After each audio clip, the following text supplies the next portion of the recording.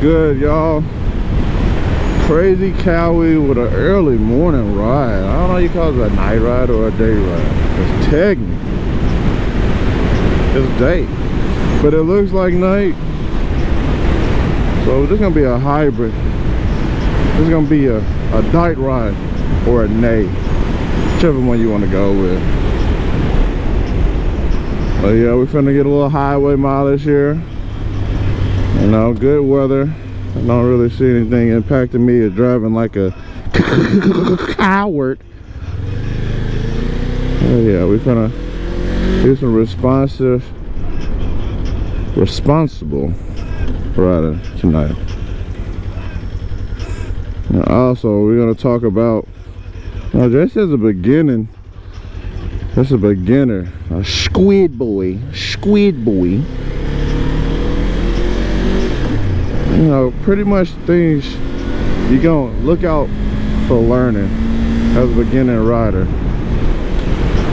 And honestly, these are basically the things I learned as a beginner. So I'll say one, it's very important to me, but I learned the importance of throttle control. Man, it's crazy how the MSF course, you know, that's one of the first things they looked at, the first thing they taught you. At the same time, one of the first things you forgot. One of the first things you just kind of like, I got it, move on, that's it. But even as like now, like driving, I'm using it, but I had to refine it. Because beforehand, I don't know what I was doing beforehand. Beforehand, I was just doing no control of the throttle at all. I was like, I control the throttle because I go round fast. Like, oh my god, no, that's not what it means. So throttle control, at least to me, I could be wrong. Throttle control is in the name, controlling the throttle. You know, knowing, you know, how fast your bike is going, what you really need from it, especially in this turn right here. I can do some crazy stuff and start to lean and just be yanking that throttle, and you know, cause me to hit that apex, which is that line over there. I forget what this X is called, but I know it's some type of thing. Right now, which I can later correct myself, that's going to be the apex, and this is the B-pex, outside that turn. You know, that throttle control, if you're using it wrong, you're not gonna be where you want to be. Get the throttle control right. You'll see. I'm not gonna go over 80 on this corner ride. I'm gonna leave it at a nice, smooth 80. So, secondly, I'm gonna clearly say braking. Oh man, braking is the difference between a smooth stop, a panic stop, and a funeral. Not being, you know, dark this morning, but it's the truth.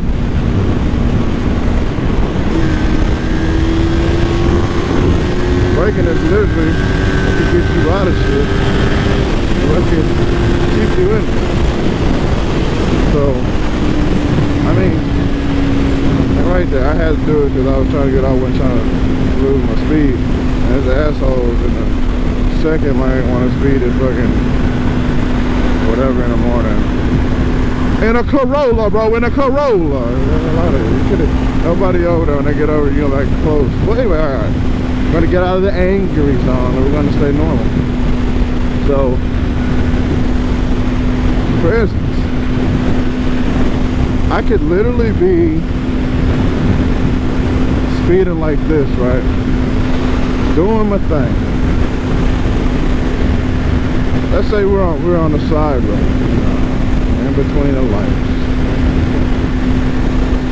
High shopping. You showing off with a little thotty like that. That's what you want to do. And that's it, you know, somebody pulls out in front of you. if you can brake right, I mean, if you can literally brake how you're supposed to, you can stop. You can see them, and you can slow down. If you brake wrong, you're gonna slide. You know, it's gonna be a panic. You might have to swerve. But other than that, you know, you could. But you know, there's 3 situations. There's one where you brake right before it, and yeah, you're gonna be a little upset, but you're gonna do what the brakes are meant to do, to stop. 2, you can brake, and then you have to kind of, you know, fix it and change and, you know, all that. For 3, you can brake horribly wrong, hit the car, and don don da don don da don don don don don. So, you know, it's some differences. I mean, you know, it's not necessary that that's all, you know, the situation that it could be. But at the same time, like, you get the point. So, another thing that's quite crucial that you're going to learn is risk management. Oh my God. It is so important that you realize every single outcome on the bike, you are a factor. And that's driving in total. That's getting on the road in total. But every single situation that you're in is literally from you and your choices on the road. Nobody else. No one else whatsoever. I could be driving how I'm driving, late for work as I am right now according to my arrival time, and I max risk S behavior on this road, and every situation I would be in would be my fault. Or I could drive like a normal human being and get out of it, get to work and be late, get there safe. You have your own choices on it. You can race every single car that's not even thinking about you, or you can drive normal. Like, I would want to catch up with this Corvette, but there's no point because he will, trust me, he will beat the brakes off of me. Right? So I'm in a 400, but don't worry, buddy. When I get my DX6R 6 or 7 months from now, it'll be a different story.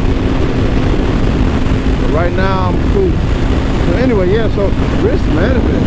Like, I don't know if you watched the other episode. Right here. So that's me driving in the rain. Not looking at the weather. Actually looking at the weather saying, it'll be fine. Because the weather app has no idea when it's gonna rain. Like, what do they have weather apps for if they have no idea when it's gonna rain? Risk management, I would say, is the most important one.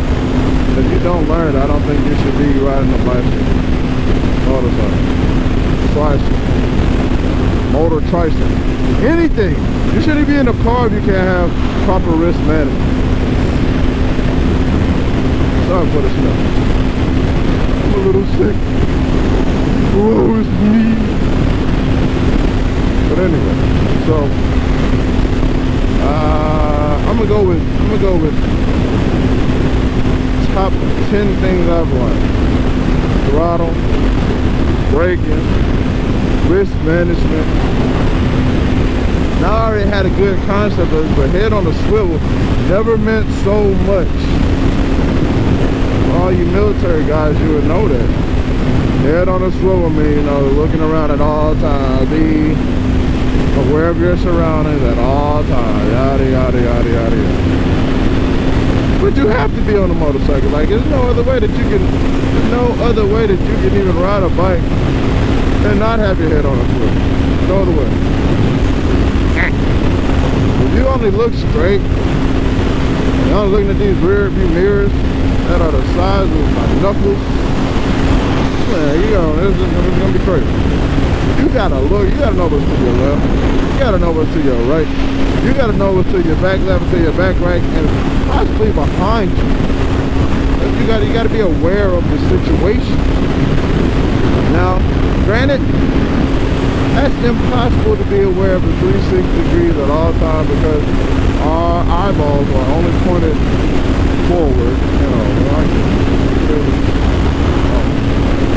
However, in a hypothetical environment, you really need to be aware at all times of what's going around you.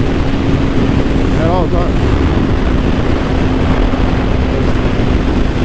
On a swivel.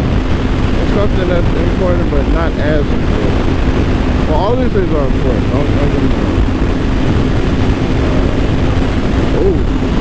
You're gonna learn pride too, man. On a beginner bike, you're gonna learn the definition of pride. When you get dusted by a Subaru, and you think, oh, I got a motorcycle, and so cool.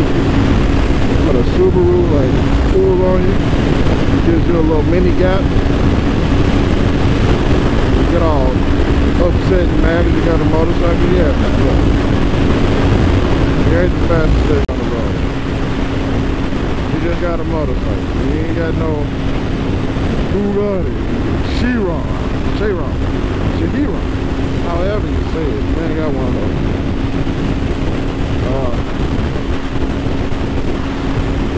One thing you don't realize, but you kind of learn about other bikes from your first beginner bike too. Before I got a bike, I tell you, I didn't know the importance of a 400, 500, 600, 1000 RR. I didn't know none of those. Quite honest, I just knew I wanted a bike. I knew I wanted an RT. Yeah, let me get an RT. I want an RT for a beginner bike. No. As you can see, I did not get an RT. I got a Kawasaki. Crazy coward. But yeah, so you learn a whole bunch of stuff. Hazard ahead. Oh my god, let's see if there's a hazard. One of these slow drivers, I would say, still here. Of course, it doesn't let me because this stuff doesn't work. But you learn other bikes, you kind of learn a little bit more knowledge behind from the motorcycle standpoint. I find myself coming across a lot of motorcycle YouTube videos. A lot. You look at one YouTube video on how to become as a better rider, unless you're just a crappy person and think that you're God's gift to the road on a motorcycle. But now on my YouTube, algorithm or database or whatever you want to say, I have nothing but motorcycles. Like, yo, I drive a motorcycle. That's okay. I don't need to know about this, but I watch it. Or I don't care about this from Miami News. I watch it. Of course, you do come across some videos of the Daredevils, stuff like that. The ones who are doing 182 keys in traffic every single day, passing the cops, toying with them. Curse, let's go. That's pretty cool to watch. But again, like, it's not what I want to watch on YouTube. I find myself watching anyway. Inadvertently, I find myself watching a lot of motorcycle content, causing me to subconsciously learn on different motorcycles. Which actually appreciate it. So let's say, how many is that? Throttle control, braking, head on a swivel. That's one more. Oh, wrist management, motorcycle knowledge. Yeah, I'd say there's so much more. I mean, you learn how to turn. We go with 6. 6 is turning for sure. But that more so depends on how much of a risk taker you are, which ties in with risk management, but not really. So if you're the type of person that just does highway miles like I am doing now, back and forth to work, then you're good. You go straight. You just need a little bit of lane, a little bit of turn, a little bit of push here, a pull there, and you're good. But if you one of those guys who like to take your bike up through the mountains and do the twisting, the guys who go ride with max wrist, you better learn how to turn that thing. So those guys, they do a lot. They're doing laning, they're dragging that knee. They got the good body control. Now, if they actually have the knowledge to do it, or they just want a little clout with max wrist, hey, that's not to say. I don't really hate on nobody. It's entertaining stuff to watch. However, some of that stuff, man, you gotta be some expert to do that. But I tell you for sure, you ain't never gonna catch me riding through no wilderness like that in a car. I'm sorry, motorcycle. You ain't never gonna catch me back road going 80, twisting and turning, just for you. And shoot, those guys who probably ride wouldn't just do it because they dad do. I'll tell you something that's crazy than doing that. Bring your country ass to DFW and rush hour traffic and try to maintain over 70. You can do that, you cold. You're twisted, don't matter. But, yeah, leaning for number 6, we'll turn this last leaning, for number 6 all day long. Say number 7. Oh yeah, and that was Pride. There was a Pride one in there, so number, wait, let's go back. We got Throttle Control, we got braking, we got Pride, got head on a swivel, wrist management, turning, pretty good. Alright, then we'll have motorcycle. Alright, so we also got for number 7. I'm just making these up, but these is kind of how important they are that I'm making them up to actually remember. Number 7. You know what? I think we good. Quite frankly. But you know what? No more number 10. We're gonna do 7. It just seems like doing 10 is always like the goal with everything. You're gonna do top 10. Do the type of that you need. But anyway, guys, it's gonna be a short video. As you can see, I'm still behind to work. I need to be there a little bit early. Now you can't hear me. I'll go at the speed I want to go. So peace, guys.